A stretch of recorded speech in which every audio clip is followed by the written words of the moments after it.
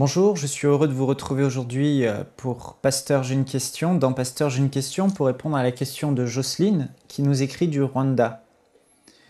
Alors, elle nous pose la question suivante: comment faire pour bien lire et comprendre ma Bible?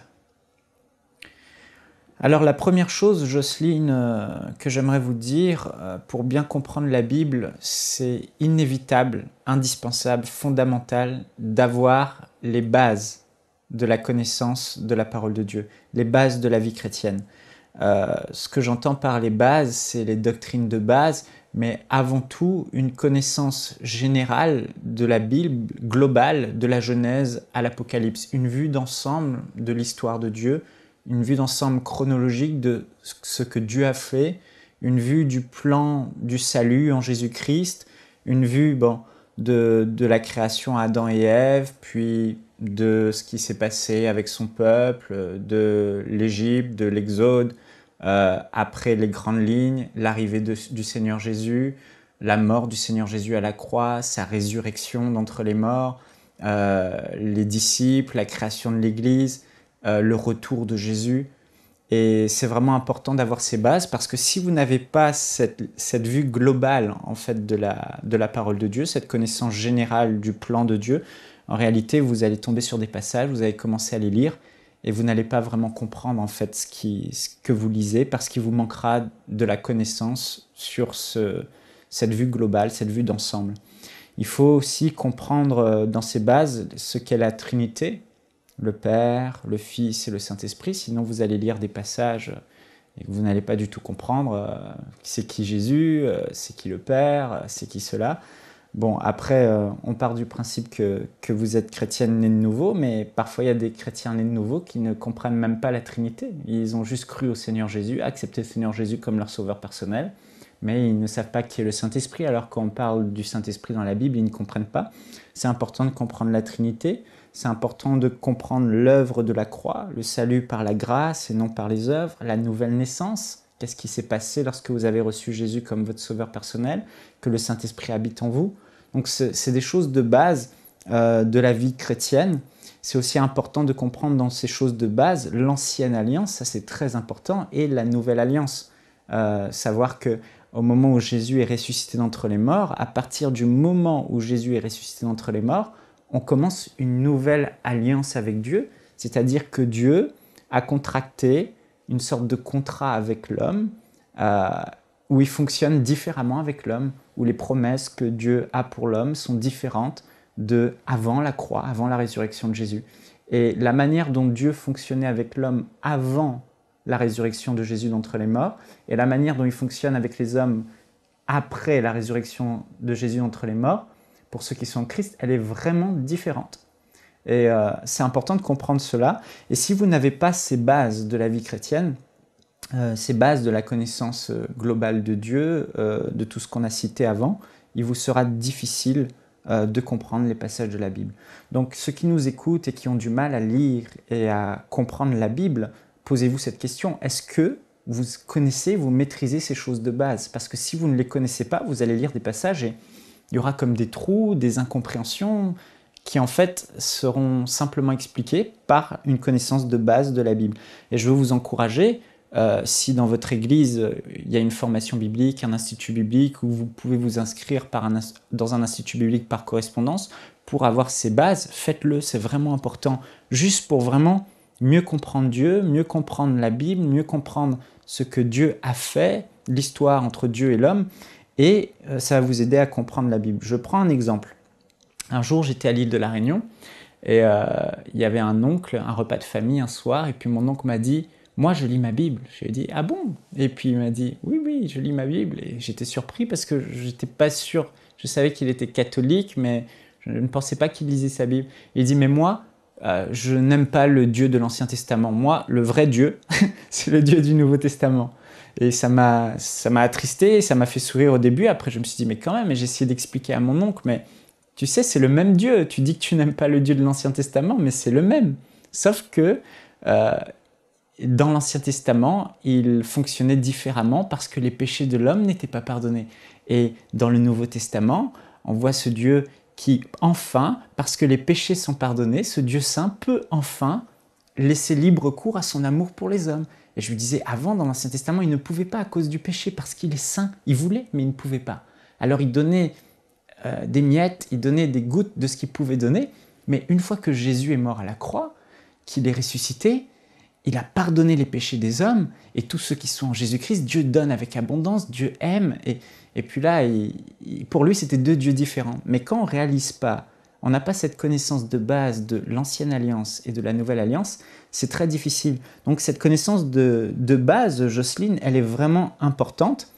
Par exemple, dans l'Ancienne Alliance, on est justifié par les œuvres. Donc vous lisez un passage dans l'Ancien Testament, et puis vous voyez le peuple juif, il travaille pas le jour du sabbat, ils ne font rien le jour du sabbat, ils sanctifient ce jour, ils n'ont même pas le droit de toucher à un animal ou de s'occuper de l'agriculture à l'époque, parce qu'il faut respecter le sabbat. Ils obéissent aux 10 commandements et tout le reste, scrupuleusement. Alors vous lisez ça, et puis vous vous dites, c'est ce que je dois faire, je suis chrétien, j'ai accepté Jésus, c'est ce que je dois faire. En réalité, non. On n'a pas à suivre tout ce que les Juifs faisaient selon la loi qu'on voit dans les livres de la Torah, parce qu'on est sous une nouvelle alliance où on est justifié aujourd'hui par la foi. Et on ne fonctionne pas de la même façon. Eux, ils étaient justifiés par les œuvres. S'ils faisaient ça, alors ils étaient bons devant Dieu. Et nous, la Bible dit que Jésus a pardonné nos péchés, on est sous une nouvelle alliance et on est justifié par la foi. Donc c'est deux fonctionnements différents. Et si vous n'avez pas ces bases, vous ne pourrez pas comprendre la Bible, ce sera difficile. Et beaucoup de gens ne la comprennent pas simplement parce qu'ils n'ont pas les bases. Dans l'Ancienne Alliance, les péchés étaient couverts et les gens étaient sanctifiés par le sang des animaux. Et chaque année, ils devaient sacrifier des animaux pour être justes devant Dieu.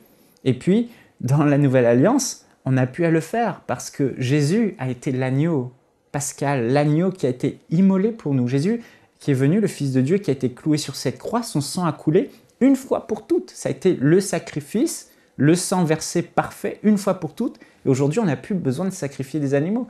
Et je me souviens un jour, il y a un chrétien qui n'avait pas du tout de connaissances et puis voulait plaire à Dieu. Il a ouvert la Bible et il a vu que il fallait aller sacrifier des moutons à Jérusalem. Alors il a voulu prendre l'avion pour aller sacrifier des moutons à Jérusalem. Bon, c'est extrême comme exemple, mais c'est une réalité. Il faut vraiment comprendre qu'on est sous deux alliances différentes. Et Jésus a contracté une meilleure alliance avec de meilleures promesses. Dans l'Ancienne Alliance, on voit des gens, le peuple de Dieu, les Juifs, la Bible dit que le ciel est fermé à cause du péché, leur relation avec Dieu est coupée à cause du péché. Donc ces gens passaient par des prophètes qui, eux, avaient une certaine relation avec Dieu, une certaine onction sur eux, et menaient une vie de consécration assez extrême et rude, ils passaient par le prophète pour avoir la pensée de Dieu. Sous la Nouvelle Alliance, la Bible dit que Dieu habite en nous, et qu'on a en nous la pensée de Dieu, et que le Saint-Esprit en nous nous enseigne toutes choses. Donc c'est vraiment deux choses différentes. Dans l'Ancienne Alliance, le peuple de Dieu, les Juifs, lorsqu'ils voulaient obtenir une bénédiction de Dieu, il fallait jeûner, prendre le sac et la cendre, supplier Dieu de ne pas envoyer, de remettre sa main de bénédiction pour que le diable arrête de nous frapper. C'était intense, c'était des efforts, de consécration, et des cris, et des lamentations, et des larmes, et des pleurs pour obtenir quelque chose de la main de Dieu. Sous la Nouvelle Alliance, la Bible dit que Jésus a tout accompli et que nous sommes bénis et qu'il nous a bénis de toute bénédiction. Donc en fait, on a juste à mettre notre confiance en notre Père Céleste et à prier et que Dieu pourvoira avec foi et que Dieu pourvoira à nos besoins. Donc c'est vraiment deux choses différentes. Sous l'Ancienne Alliance, jamais quelqu'un ne se levait pour chasser un démon ou prendre autorité sur une maladie et dire « je te guéris au nom de Jésus ». C'était l'Ancienne Alliance, il fallait passer par le prophète, il fallait chercher Dieu, crier, etc. Et aujourd'hui, la Bible dit que Jésus a reçu toute autorité lorsqu'il est ressuscité d'entre les morts. Il est le nom au-dessus de tout nom, la personne la plus élevée, il est le juge des morts et des vivants. Il a toute autorité dans le ciel, sur la terre et sous la terre. Et il a dit qu'à tous ses enfants, aux fils et aux filles de Dieu, donc si vous avez reçu Jésus comme votre sauveur personnel, vous avez vous aussi cette autorité. Et là, on peut, nous, aujourd'hui, détruire n'importe quelle œuvre du diable par l'autorité du nom de Jésus. Donc un enfant de Dieu peut se dresser face à la maladie et dire « je refuse cette maladie au nom de Jésus ». Et dans l'Ancienne Alliance, des maladies s'attachaient aux gens, le diable frappait les gens par toutes sortes de plaies et de maladies. Dès qu'ils avaient désobéi, c'était fichu pour eux. Et nous, sous la Nouvelle Alliance, c'est différent.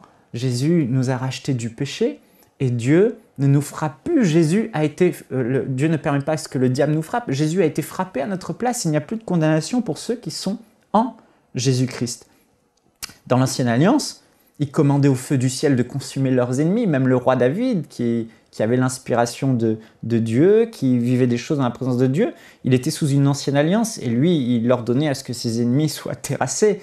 Nous, Jésus nous a montré le vrai cœur de Dieu, le cœur d'amour, et il a dit, maintenant que le péché est effacé, maintenant que votre cœur est changé, je vous dis comment il faut penser. Et comment il faut penser? Il faut pardonner à vos ennemis. Vous avez appris œil pour œil, dent pour dent. Vous avez appris la vengeance sous l'Ancienne Alliance. Maintenant, moi, je vous dis, aimez vos ennemis. Et encore, quand il y a des choses qu'il faut comprendre, je parle vite, j'ai pas le temps, mais sous l'Ancienne Alliance, l'amour de Dieu est présent et Dieu aimait les hommes. Bref, tout ça, l'Ancienne Alliance, pour finir avec ça, ces exemples, on rentrait dans la présence de Dieu pour rencontrer Dieu, c'était sur la montagne ou dans le lieu saint. On allait, il y avait un lieu très saint dans le temple, dans le lieu très saint se trouvait la présence de Dieu, il fallait à cet endroit. Et dans la Nouvelle Alliance, le lieu très saint, c'est à l'intérieur de nous, dans notre esprit, nous avons reçu le Saint-Esprit. Enfin bref, j'espère que vous avez vraiment compris que c'est important d'avoir les bases et de connaître toutes ces choses pour vraiment comprendre en fait ce qu'on lit dans la Bible et savoir sous quelle alliance on se trouve. Le deuxième conseil que je donnerais à Jocelyne, c'est de lire la Bible dans des traductions plus faciles. Je vous assure, même moi, des fois, je lis les textes de Paul. L'apôtre Pierre lui-même a dit de l'apôtre Paul, les épîtres de Paul qui couvrent la majorité du Nouveau Testament, il dit, vous voyez comment ces lettres à Paul sont compliquées, il parle de réalité spirituelle avec un langage spirituel compliqué, et parfois je lis, je ne comprends pas. Je ne comprends pas, alors je vais en fait prendre d'autres traductions que celles de ma Bible. Moi j'ai la Bible, la traduction dite La Colombe. Je vais dans d'autres traductions comme la Summer, la Second 21 et je relis le même texte et ce texte me paraît clair. Alors j'aimerais vous encourager à, lorsque vous ne comprenez pas un texte à cause de son langage, ouvrez d'autres traductions. Sur Enseigne-moi, on a un outil qui s'appelle EM Bible et puis vous avez plusieurs traductions bibliques, vous pouvez comparer les traductions et voir le texte dans 6, 7 traductions différentes. Je prends un exemple. Dans Éphésiens chapitre 1 au verset 4, dans la version la plus commune des Bibles, Louis II, c'est écrit « En lui, nous avons la rédemption par son sang, la rémission des péchés. » Donc, en lui, nous avons la rédemption par son sang, la rémission des péchés. Même un chrétien pourrait ne pas comprendre, avec certaines années de conversion, pourrait ne pas bien comprendre ce texte parce que c'est des mots compliqués. Puis on lit dans la version Summer, Éphésiens 1,4, « En Christ, parce qu'il s'est offert en sacrifice, nous avons été délivrés et nous avons reçu le pardon de nos fautes. » Donc c'est beaucoup plus clair et parfois, je vous le dis, je lis les épîtres aux Romains, Éphésiens, en prenant une autre traduction, c'est très clair et je comprends le texte tout simplement. Dans Isaïe au chapitre 53 par exemple, si on le prend ensemble, Isaïe au chapitre 53,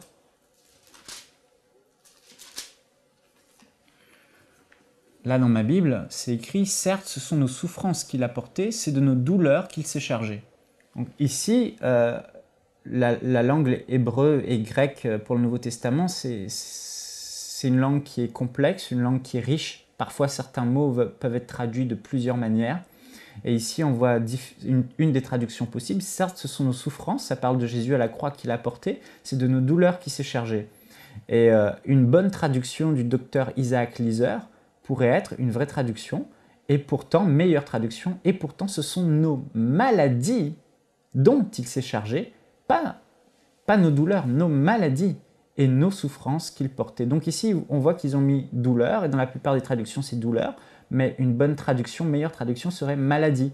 Et là, je vous encourage aussi à utiliser les passages parallèles. Si vous avez une bonne Bible, une Bible d'études comme la Thompson ou une autre, vous avez dans la marge à droite ou en dessous des passages de référence, et là, on peut le voir ensemble. Dans Matthieu, par exemple, si je vais dans Matthieu, j'ai une référence pour ce verset. Matthieu, chapitre 8. tout simplement. Alors, Matthieu, chapitre 8. Et au verset 17, c'est écrit « Ainsi s'accomplit la parole du prophète Ésaïe. Il a pris nos infirmités et il s'est chargé de nos maladies. » Donc Matthieu lui-même a traduit ça de la bonne manière, nos maladies. Donc vous voyez, grâce aux versets parallèles, vous pouvez aller retrouver d'autres passages dans la Bible qui traitent du même sujet et qui vous permettront de comprendre ce verset que vous êtes en train de lire et que vous ne comprenez pas. Alors voilà, et puis bon, j'aimerais vous donner un autre conseil très important. Et là, ça va être un petit peu moins théorique, c'est le rôle du Saint-Esprit. Et là, on rentre dans les choses de l'Esprit, et c'est vraiment important pour comprendre les Écritures, d'avoir une relation réelle avec l'ami, le conseiller, l'enseignant que Jésus vous a laissé. Et peut-être, Jocelyne, que vous n'avez pas de relation avec le Saint-Esprit, mais quel dommage! Lorsque j'ai découvert, en lisant un livre un jour d'un homme de Dieu, qu'on pouvait avoir une relation avec le Saint-Esprit et que je suis allé dans les Écritures vérifier que ce qu'il disait était vrai, j'ai réalisé que quand Jésus allait à la croix et quitter ses disciples, il a dit quelque chose d'extraordinaire à ses disciples. Il a dit « Écoutez, j'étais avec vous pendant ces 3 années. C'est moi qui, quand je disais des paraboles, par la suite vous expliquais le sens des paraboles. C'est moi qui vous enseignais les choses compliquées de mes paroles et des Écritures. Mais j'ai une bonne nouvelle pour vous, je m'en vais. Mais ne soyez pas tristes, car si je ne m'en vais pas, je ne pourrai pas vous envoyer le Consolateur. Mais si je m'en vais, le Consolateur, le Saint-Esprit, viendra vers vous. Et je vous enverrai le Saint-Esprit. Jésus dit, il parle du Saint-Esprit comme étant le Paraklétos, c'est-à-dire un associé, un enseignant, une aide, un conseiller qui sera avec vous. Et Jésus, lorsqu'on donne notre vie à Jésus, il nous donne effectivement le Saint-Esprit. Donc si vous êtes né de nouveau, vous avez reçu, Jocelyne, la personne du Saint-Esprit qui habite en vous. Et vous imaginez que vous avez le plus grand des conseillers en vous.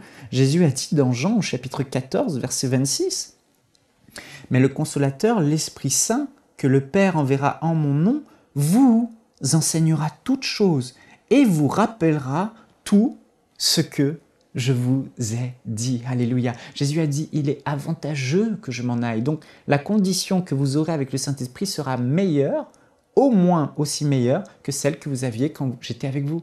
Et vous imaginez, Jocelyne, que vous avez ce merveilleux enseignant avec vous, la personne du Saint-Esprit qui habite en vous. Ce n'est pas un vent, ce n'est pas une sensation, c'est une personne. Et je vous encourage à écouter l'enseignement pasteur. J'ai une question que j'ai faite sur le Saint-Esprit. Le Saint-Esprit est-il votre ami ou l'autre qui s'intitule « Peut-on parler au Saint-Esprit » Et vous verrez, je n'ai pas le temps d'en parler, mais le Saint-Esprit est vraiment une personne à qui vous pouvez parler. Et quand j'ai découvert le Saint-Esprit, je vous assure, j'ai commencé à lui parler. Et plein de fois, je ne pourrais pas vous dire combien de fois ça m'est arrivé, tellement ça m'est arrivé, je lisais un passage des Écritures que je ne comprenais pas. Et je disais « Précieux Saint-Esprit, mon cher Saint-Esprit, toi que Jésus m'a laissé, mon ami, aide-moi à comprendre ce passage. Qu'est-ce que ce passage signifie ?»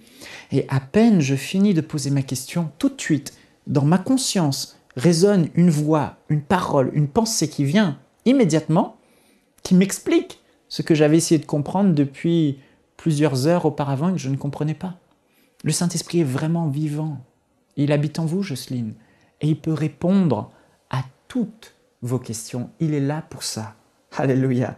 Et dans 1 Jean, au chapitre 2, verset 27, « Pour vous, l'onction, c'est-à-dire, et j'aimerais juste rajouter une petite parenthèse, parfois je demande des choses au Saint-Esprit et il me répond le lendemain ou l'après-lendemain ou d'une certaine manière, mais il me répond toujours parce qu'il est vraiment vivant. Ce n'est pas toujours immédiat. Alors 1 Jean, chapitre 2, verset 27, « Pour vous, l'onction. » Ici, le mot « onction » signifie la présence du Saint-Esprit en vous. « Que vous avez reçu de lui demeure en vous. Et vous n'avez pas besoin que l'on vous enseigne, mais comme son onction vous enseigne toutes choses, et qu'elle est véritable, et qu'elle n'est point un mensonge, demeurez en lui selon les enseignements qu'elle vous a donnés. » Dieu nous a donné des ministères merveilleux, on va en parler, comme les enseignants, les pasteurs, les prophètes, mais il nous a donné, avant de nous donner les ministères, il nous a donné son esprit. Son esprit, la Bible dit que cet esprit, le Saint-Esprit, cette personne merveilleuse qui demeure en nous, par sa présence qui demeure en nous, vous enseigne toutes choses et vous n'avez pas besoin que l'on vous enseigne. Ça veut dire quoi? Ça veut dire que si on était dans un monde parfait, rempli du Saint-Esprit en tout temps, on n'aurait pas besoin qu'on nous enseigne les choses. Si, lorsqu'on est rempli du Saint-Esprit, la présence de Dieu, la personne du Saint-Esprit en nous, nous enseigne toutes choses. C'est ce qui se passait pour les disciples quand ils se retrouvaient en face des synagogues et des prêtres qui l'accusaient dans les synagogues, les tribunaux juifs. Ils étaient là en train d'être accusés et le Saint-Esprit ouvrait leurs yeux et Jésus a dit, quand vous comparaîtrez devant les tribunaux, etc., ne vous inquiétez pas, mes chers disciples, le Saint-Esprit vous donnera quoi dire à l'heure même. Et à ce moment-là, remplis du Saint-Esprit, la pensée de Dieu leur était communiquée et ils connaissaient mieux les Écritures que tous ces théologiens qui lisaient la Bible. Donc gloire à Dieu, on a le Saint-Esprit. Et vous savez, dans la Bible, il y a une différence. Quand on lit la Bible, on aime que la Bible nous parle, n'est-ce pas? Et Jocelyne, peut-être que c'est ce que vous voulez lire la Bible et vraiment que vous ressentez que Dieu vous a parlé. Et il faut comprendre que la parole de Dieu, il y a deux mots pour la parole dans la Bible, logos et rhéma. Ils sont traduits de la même façon en grec. Logos et rhéma, ça veut dire parole. Mais la foi ne vient pas du logos. Dans Romains au chapitre 10, c'est écrit la foi vient de la parole de Dieu. Et le mot parole ici, c'est le mot rhéma.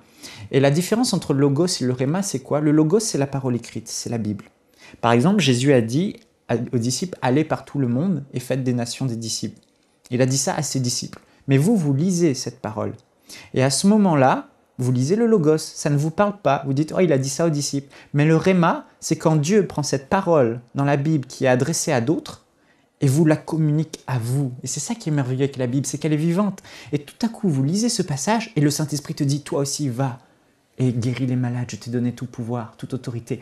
Waouh! Et là, c'est une révélation parce que le Saint-Esprit prend cette parole écrite, l'a adressée à d'autres et l'adresse directement à vous. Et le rhéma, c'est quand Dieu vous communique une parole directement à vous à travers les Écritures ou directement. Et là, c'est merveilleux parce que quand vous avez des révélations, des rhémas, des paroles que le Saint-Esprit vous donne, quand vous lisez les Écritures, ça produit en vous ce qu'on appelle la foi. Ça fait naître en vous la foi. Et quand vous êtes dans la foi, waouh, vous êtes un homme surnaturel, vous vivez des choses surnaturelles. Et on a besoin d'avoir des rhémas. Et pour avoir des rhémas, une chose, il faut être rempli du Saint-Esprit. Il faut entretenir une relation forte avec le Seigneur, une intimité forte avec Dieu, chanter des louanges, entretenir sa présence en vous. Mais quand vous êtes rempli du Saint-Esprit et que vous méditez la parole de Dieu, parce qu'il y a une différence entre lire la Bible et méditer la Bible. Et ça aussi, Jocelyne, je ne sais pas si vous le faites, mais c'est important, et ceux qui nous écoutent aussi, peut-être que c'est ennuyeux de lire la Bible et vous ne comprenez pas, vous ne la comprenez pas bien, parce que vous n'avez pas développé l'habitude de méditer la parole de Dieu. Il y a une grande différence entre lire et méditer. Lire, c'est lire chronologiquement la Bible, et c'est bien, c'est une source d'inspiration, on reçoit des paroles de Dieu, ça nous inspire, on apprend certaines choses, mais si vraiment on veut grandir, et vivre ces temps que j'ai déjà vécu en lisant la parole de Dieu, où je passe une nuit entière, 2 nuits, 3 nuits, plusieurs nuits, à pleurer devant ma Bible, ça m'est arrivé. C'était des temps où je ne lisais pas la Bible de manière chronologique en disant bon, je vais lire la Bible, juste des passages comme ça au choix, mais j'avais décidé de méditer sur un thème. Et là, le Saint-Esprit, c'est votre associé, votre conseiller. Il peut vous dire là, tu as vraiment besoin de méditer sur la foi. Là, tu as vraiment besoin de méditer sur la prière ou sur l'inquiétude. Et puis là, il va vous dire, voilà. Et tu commences à lire un passage. Et là, le Saint-Esprit te conduit. Tu prends des passages et au lieu de passer à autre chose, tu vas penser à ce passage. Tu vas le décortiquer. Tu vas le lire, le repasser dans ta tête, rester dessus pendant plusieurs jours. La méditation, c'est, je passe pas d'un thème à un autre thème, je reste dessus pendant des semaines, des mois s'il faut. Et là, à un moment donné, plus vous méditez, plus vous avez des révélations avec l'aide du Saint-Esprit sur les Écritures, plus Dieu vous parle et vous réalisez certaines choses, vous vivez certaines expériences, vous goûtez à la profondeur de la parole de Dieu. Donc si vous n'avez pas de vie de méditation, mais vous avez une vie de relation de méditation avec les Écritures, vous lisez, vous réfléchissez, vous creusez, vous cherchez sur le même thème toujours, mais qu'au contraire vous avez juste une relation avec la parole de Dieu de lecture chronologique ou de passage de temps en temps, ne vous étonnez pas que la Bible ne vous parle pas trop. Il faut méditer la parole de Dieu. Et puis bien sûr, la Bible nous a donné des Dieu, la Bible dit dans Éphésiens chapitre 4 que Dieu a fait des dons aux hommes, à l'Église, des ministères d'enseignants, d'évangélistes, de pasteurs. Et parmi ces ministères, il y a le ministère d'enseignant. L'enseignant, c'est celui qui va être versé, passer du temps dans les Écritures avec le Saint-Esprit pour avoir des révélations. Et vous qui travaillez, qui êtes fatigué, qui n'avez pas le temps de passer vos journées à lire la Bible, à méditer la parole de Dieu, lui, il va arriver et il va vous transmettre sa révélation. Il va dire, voilà, là, je vais vous enseigner sur la prière et le jeûne. Et puis là, vous êtes là, et tout ce qu'il a appris en un mois, il va vous donner le meilleur en 2 heures de message. Et là, si vous êtes attentif, vous écoutez son message, vous allez vérifier dans les Écritures, vous ouvrez votre cœur, vous demandez au Saint-Esprit de vous parler, vous bénéficiez de la même révélation qu'il a bénéficié. Donc vraiment, on remercie le Seigneur pour les bons enseignants. Et puis, sur Enseigne-moi, et ce qu'on est en train de faire aujourd'hui, c'est aussi de l'enseignement, gloire à Dieu. Et voilà un peu. Donc en fait, on a vu, pour récapituler, Jocelyne, que c'est important d'avoir une connaissance de base, des bases de la vie chrétienne. Et je veux vous encourager à faire une formation biblique si vous ne l'avez pas fait, pour avoir cette connaissance de base, elle est plus qu'importante. Juste une petite parenthèse pendant que j'y pense. Il y a un grand nombre de chrétiens, vous n'avez jamais lu votre Bible de A à Z. Et ça, ce n'est vraiment pas normal. Je vous encourage, si vous n'avez jamais vraiment lu la Bible de A à Z, c'est la parole de Dieu. C'est le plus grand investissement et la plus grande source que vous avez dans votre vie. Prenez 2-3 jours de congé. La Bible, vous pouvez la lire, je vais voir large, en 5 jours. Ouvrez, en lisant 10 heures par jour, vous pouvez lire la Bible en entier. Ou écouter la Bible si vous ne lisez pas très vite. Vous pouvez aller sur enseigne-moi.com, il y a un outil Bible en ligne. Vous pouvez écouter, c'est très simple, la Bible de A à Z en entier. Faites-le, je vous encourage, faites-le, c'est important. Ça va débloquer beaucoup de choses dans votre compréhension de la Bible. Donc prenez des jours de congé, dites à votre patron, j'ai quelque chose à faire, je pars en vacances et vous allez dans un hôtel, vous laissez votre famille s'il faut, pendant 1 semaine, ils vont survivre vraiment et allez vous enfermer à l'hôtel, écoutez la Bible de A à Z. Faites ça pendant 5 jours, écoutez-la ou lisez-la. Ça va débloquer énormément de choses parce que ce n'est pas normal de ne pas avoir lu la Bible en entier de A à Z, il faut le faire. Donc on a vu ensuite lire la Bible dans des traductions plus faciles, utiliser des outils, des comparateurs de traduction comme un Bible, des Strong Grec, des versets en parallèle. On a vu le rôle de la personne du Saint-Esprit que le Seigneur nous a laissé, qui est là comme un enseignant à nos côtés, il habite en nous, il est là en vous. Et on a vu qu'il était important de lire, de méditer la Bible et pas de simplement la lire. Et enfin, le rôle de l'enseignant dans nos églises locales. Et puis aujourd'hui, il y a plein d'enseignants sur Internet, sur enseigne-moi.com, sur Top Chrétien, sur plein de sites, sur YouTube. Vous avez tout ce que vous voulez aujourd'hui pour être enseigné. Encore faut-il choisir de la bonne nourriture et encore faut-il avoir les bases de la vie chrétienne. Soyez bénis, Jocelyne. J'espère avoir répondu à votre question. C'est un thème large, mais je pense avoir traité les éléments essentiels. Et je vous dis à bientôt. Pour Pasteur, j'ai une question. Nous espérons que cette émission vous a béni. Si vous aussi vous avez une question biblique sans réponse, envoyez-la nous par email à pasteurj'ainunequestion@enseigne-moi.com.